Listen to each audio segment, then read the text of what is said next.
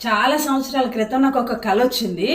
ఆ కళ చాలా పెద్దది. కానీ అందులో చాలా పాఠాలు కూడా నేర్చుకున్నాను. అందులో ఒకటి మీకు చెప్పాలని ఇష్టపడుతున్నాను. అదొక తీర్పు సమయం. తీర్పు కొరకు లైన్‌లో చాలామంది నుంచున్నారు. అందులో నేను కూడా చివరగా ఉన్నాను. అయితే ఆ లైన్‌లో ఉన్న చాలామంది నాకు తెలుసు. వాళ్ళ గురించి నేను అనుకుంటున్నాను. వీళ్ళు చాలా మంచివాళ్ళు. వీళ్ళు పరలోకానికి వెళ్తారు. వీళ్ళు చాలా చెడ్డవాళ్ళు. వీళ్ళు నరకానికి వెళ్తారు అనుకుంటున్నాను.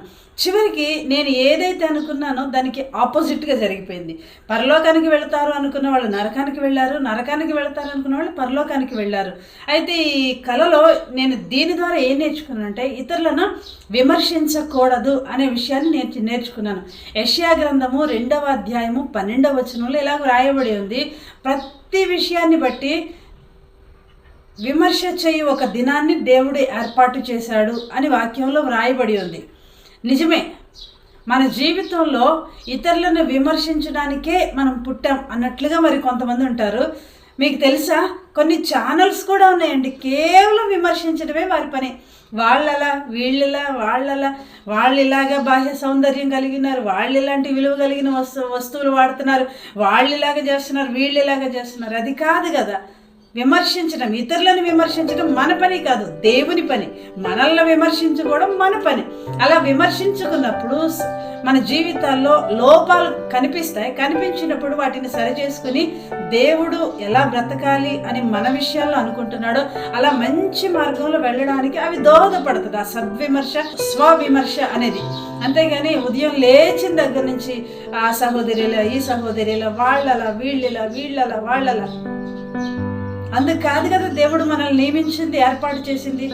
దేవుడు సమయం విషయంలో, సొమ్ము విషయంలో, సామర్థ్యాల విషయాల్లో ప్రతిదాని గురించి తీర్పులోకి తీసుకొస్తాడు, లెక్క అడుగుతాడు.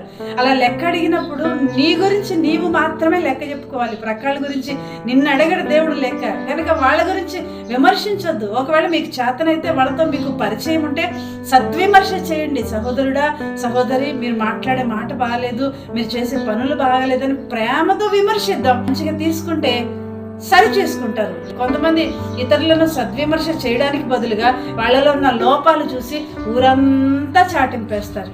అది మంచి పద్ధతి కాదు కదండి. వాళ్ళు ఎలా బ్రతికితే నీకెందుకు? ఒకవేళ వాళ్ళ ఇంటెన్షన్లో దేవునికి అనుకూలంగా ఉన్నారేమో, దేవునికి ఇష్టంగా ఉన్నారేమో, మైండ్లో వాళ్ళు చేసే పనుల్లో, వారు మాట్లాడే విషయాల్లో దేవునికి, ఒకవేళ అలా లేకపోతే దేవునికి వాళ్ళు లెక్క చెప్పుకుంటారు. కనుక ఇతరులను విమర్శించడం నా పని కాదు. మనల్ని మనం విమర్శించుకుందామండి. అది మనకు ఆశీర్వాదాన్ని కలిగిస్తుంది. సద్విమర్శ, స్వవిమర్శ అనేది మన జీవితాలను క్రమమైన మార్గంలో నడిపించడానికి దోహదపడుతుంది. మనల్ని మనం